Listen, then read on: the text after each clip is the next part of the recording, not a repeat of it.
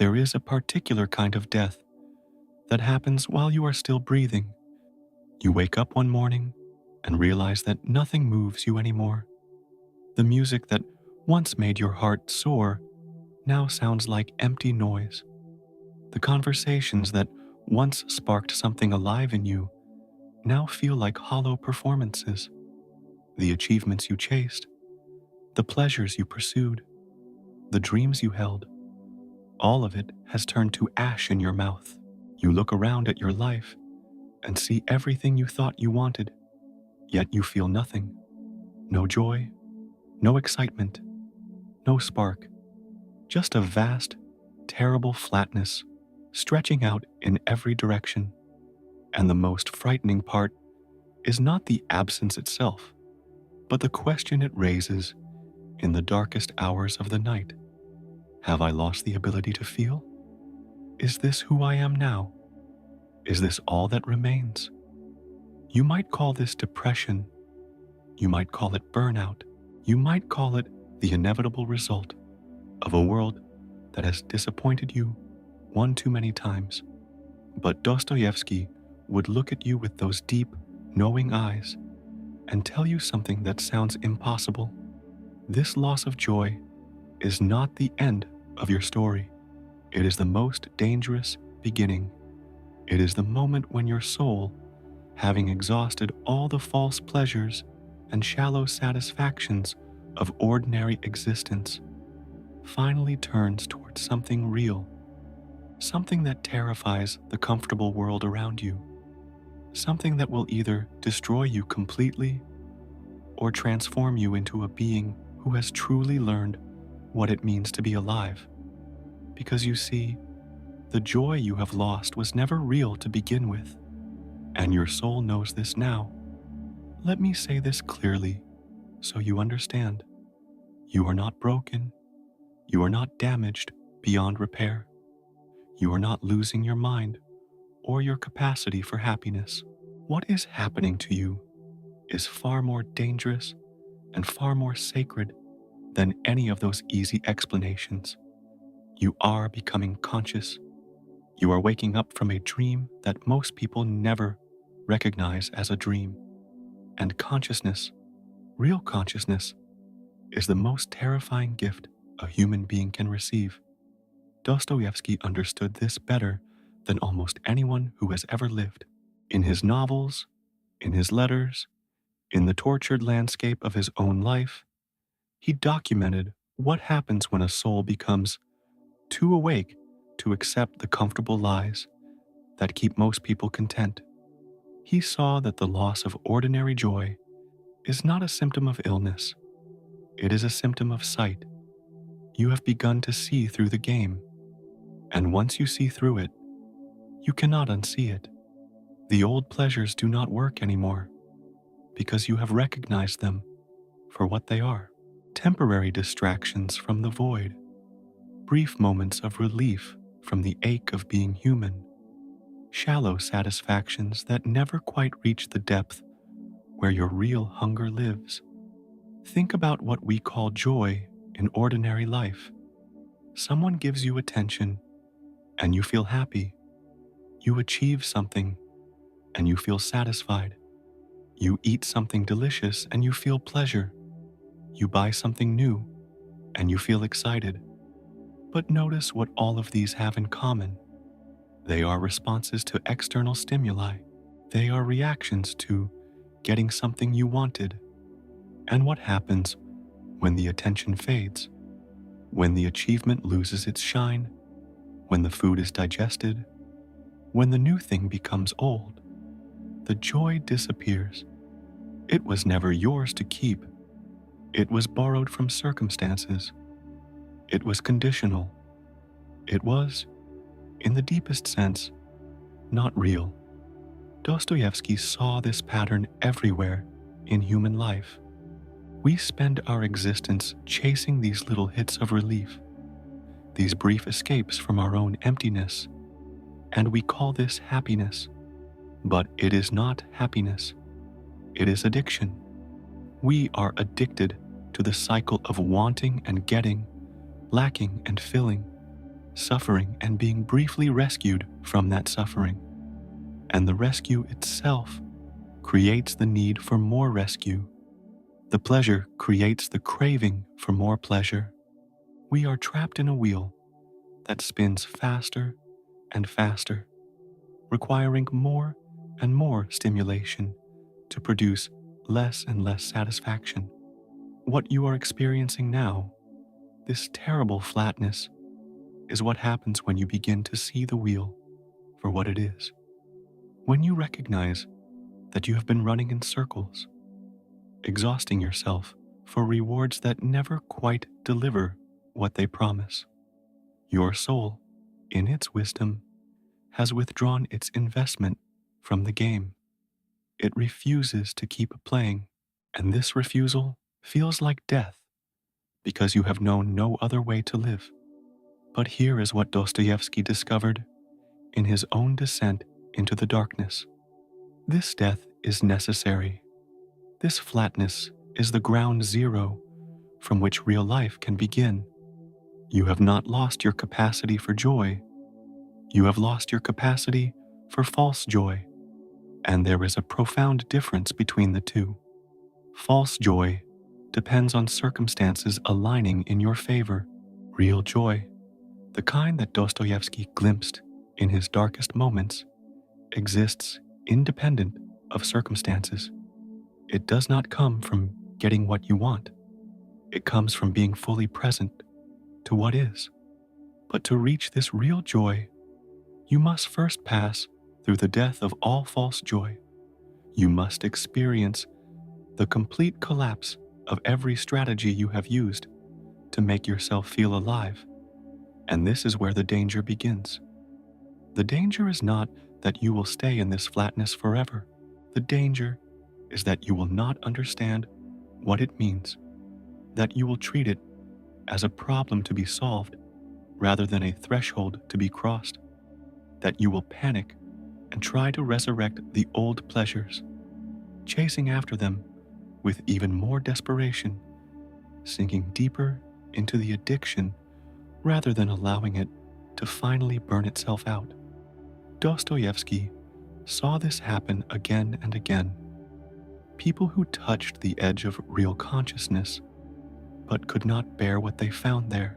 They retreated back into the comfortable numbness of ordinary existence, or they descended into cynicism and bitterness, or they sought more intense stimulations to shock themselves back into feeling.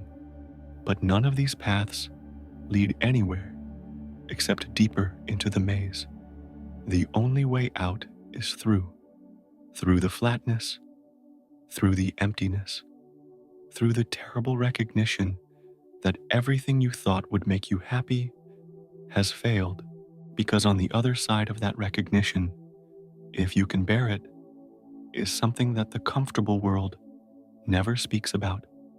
In Crime and Punishment, Dostoevsky showed us Raskolnikov, a man who tried to transcend ordinary morality through an act of will.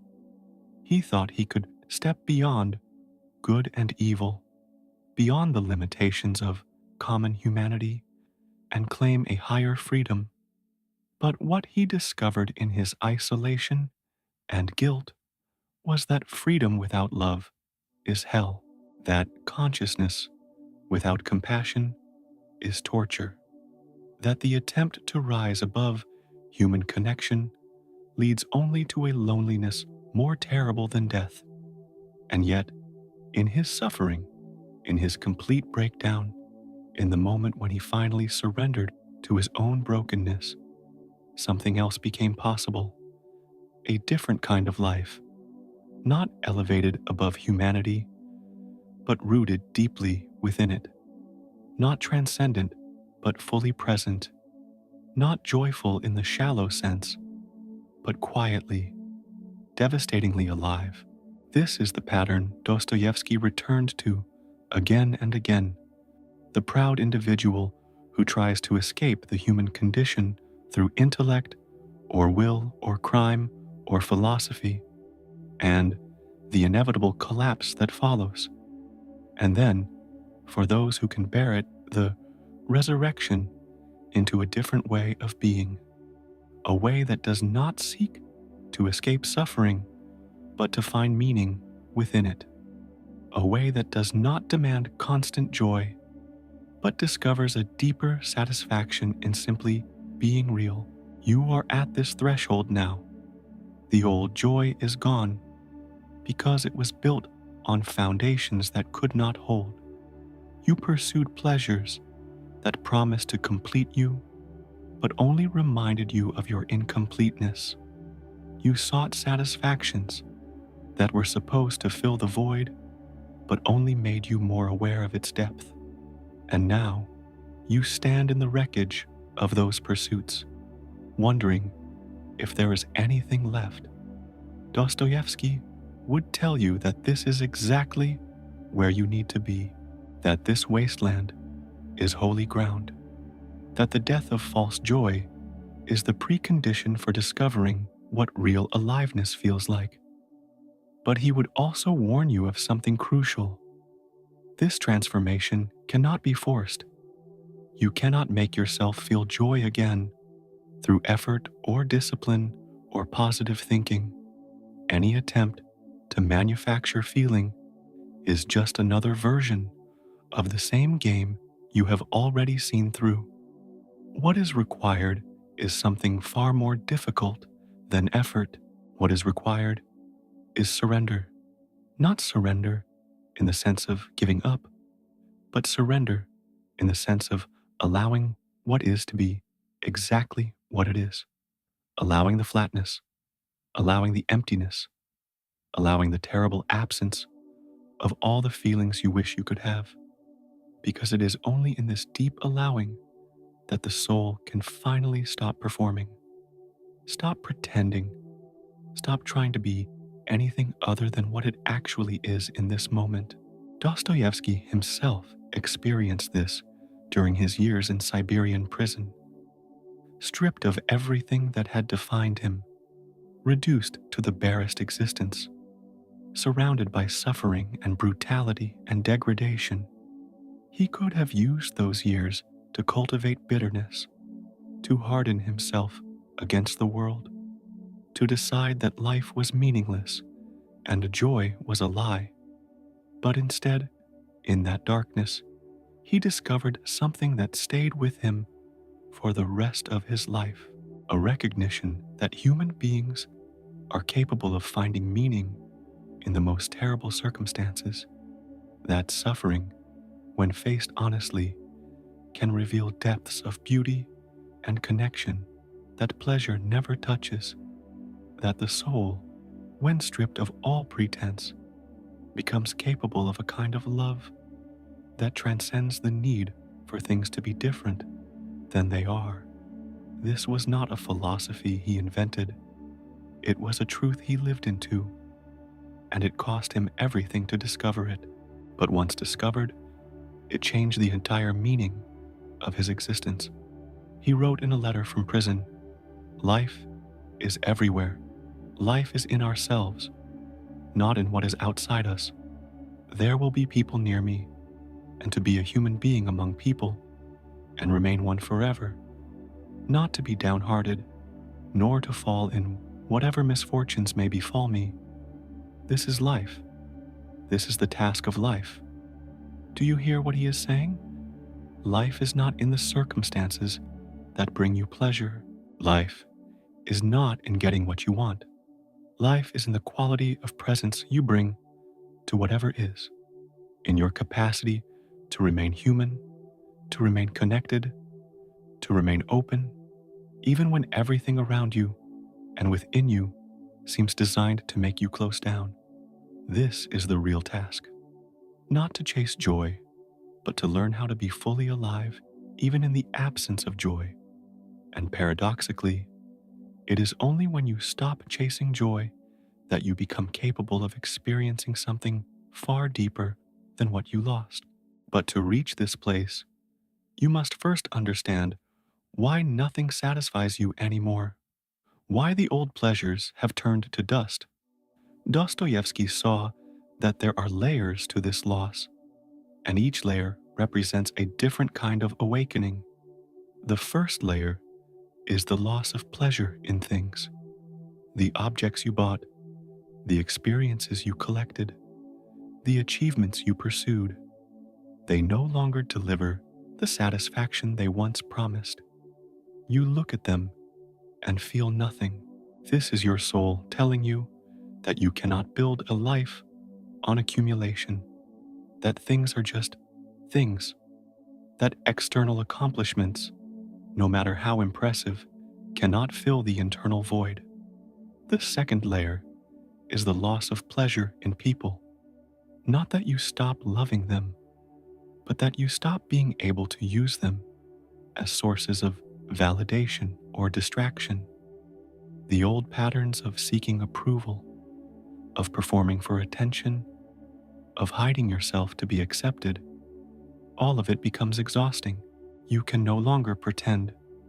And when you stop pretending, many relationships reveal themselves as shallow agreements to never be real with each other. This is your soul telling you that connection without truth is not connection at all. The third layer is the loss of pleasure in your own mind. The thoughts that once entertained you, the beliefs that once comforted you, the stories you told yourself about who you are and what your life means. They all begin to feel hollow. You cannot quite believe in them anymore. You see how constructed they are, how conditional, how fragile. This is your soul telling you that you have been living in a fantasy, that the person you thought you were was largely a creation designed to avoid the terror of not knowing who you actually are. And finally, the fourth layer is the loss of pleasure in the future, the dreams you held, the plans you made, the versions of yourself you were working toward. They no longer inspire you. You cannot quite convince yourself that achieving them will change anything fundamental about your existence. This is your soul telling you that you have been living for a tomorrow that never comes, that you have been postponing real life in favor of an imagined future where everything will finally be okay. But that future is a mirage, and your soul knows it. When you reach this fourth layer, when you have lost pleasure in things, in people, in your own mind, and in the future, you arrive at a place that feels like the end of everything, a place where there is nothing left to hold on to, nothing left to pursue, nothing left to distract yourself with. Just you, naked and alone with the raw fact of existence. Most people never reach this place. They stop at one of the earlier layers and manage to rebuild some version of their old life. But you have gone too far. You cannot go back. And this is why Dostoevsky called this moment dangerous, because you are standing at a crossroads where most roads lead to destruction. One road is cynicism. You decide that since nothing satisfies you, nothing matters. You become bitter and hard. You mock the people who still believe in things, who still find joy in simple pleasures, who still have hope. You wear your disillusionment like armor. But this is not wisdom. This is just another form of escape, another way to avoid the real question that your emptiness is asking. Another road is hedonism. You throw yourself into more extreme pleasures, more intense experiences, more dramatic stimulations. If the old joys do not work, perhaps stronger joys will. But this is like drinking salt water when you are dying of thirst. It only makes the emptiness worse, and eventually you burn yourself out completely, leaving nothing but wreckage behind. Another road is spiritual bypassing. You adopt some philosophy or practice that promises to transcend suffering. You tell yourself that if you just meditate enough, believe enough, affirm enough, you will rise above this flatness into some permanent state of bliss. But this is just another version of the same seeking that got you here, another attempt to escape what is, another refusal to face the truth. But there is one more road, the road that Dostoevsky himself walked, the road that requires more courage than any of the others, the road of radical acceptance. Not acceptance in the sense of resignation, but acceptance in the sense of saying yes to exactly what is, without demanding that it be different.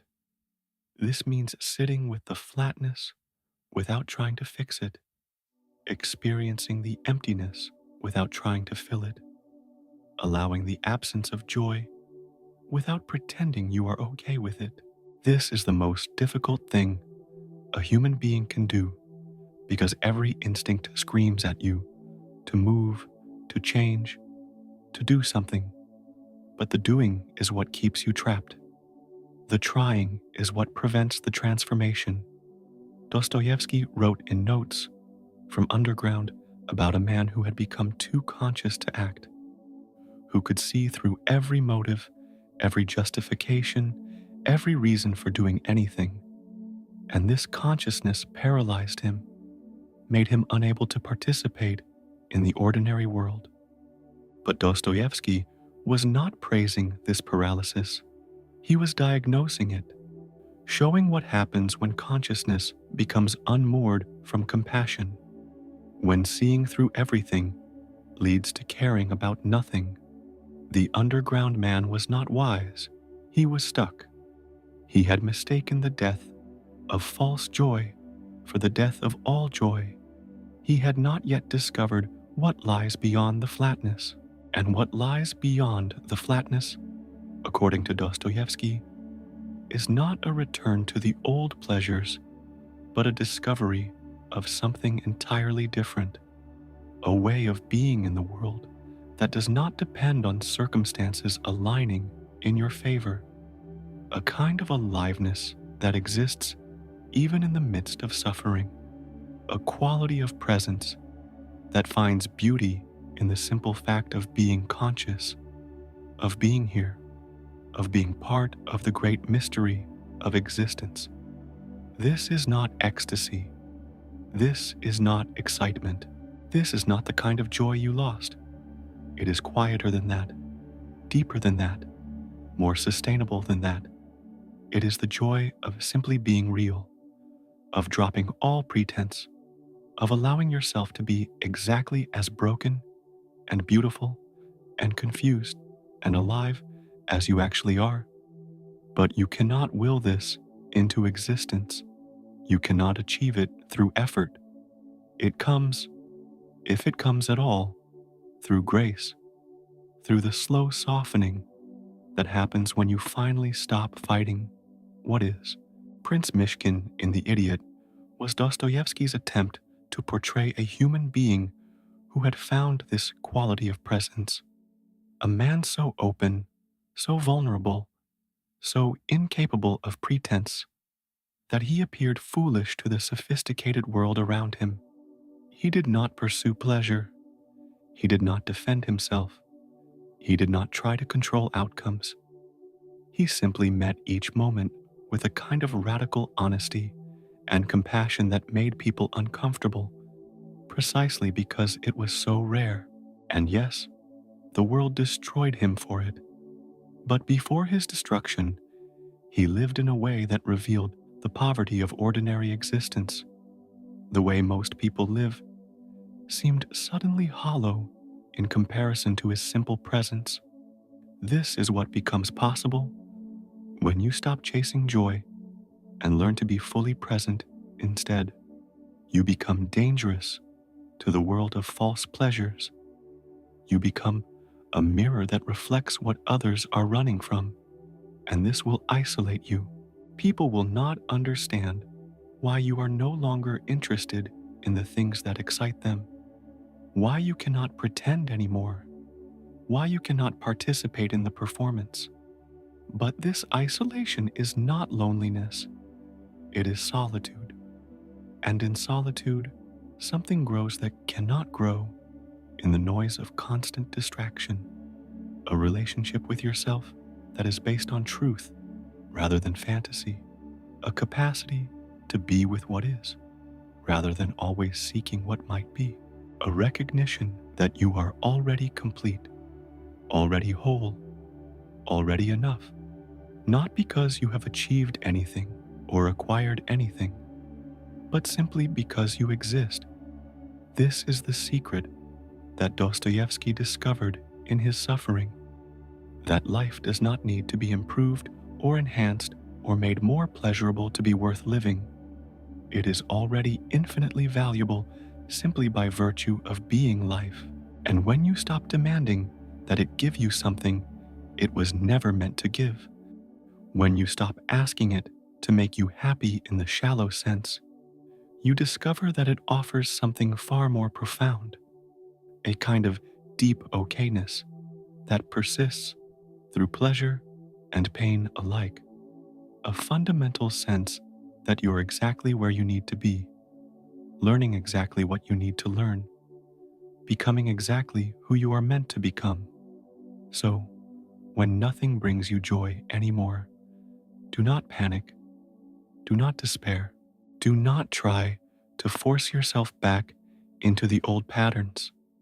Understand that you are being invited into something deeper, something truer, something that will ask everything of you, but will give you back your life in return. Not the life you thought you wanted, but the life you actually have, the only life there is. This moment, this breath, this strange, terrible, beautiful fact of being alive when you could just as easily not be. Dostoevsky would tell you to stay with this flatness, to let it teach you what it knows, to allow the old joys to die completely so that something new can be born. And he would remind you that this is not the end of your story. This is the most dangerous beginning, the moment when you stop living for pleasure and start living for truth, the moment when you stop asking life to make you happy and start asking yourself what it means to be truly alive, the moment when the real journey finally begins.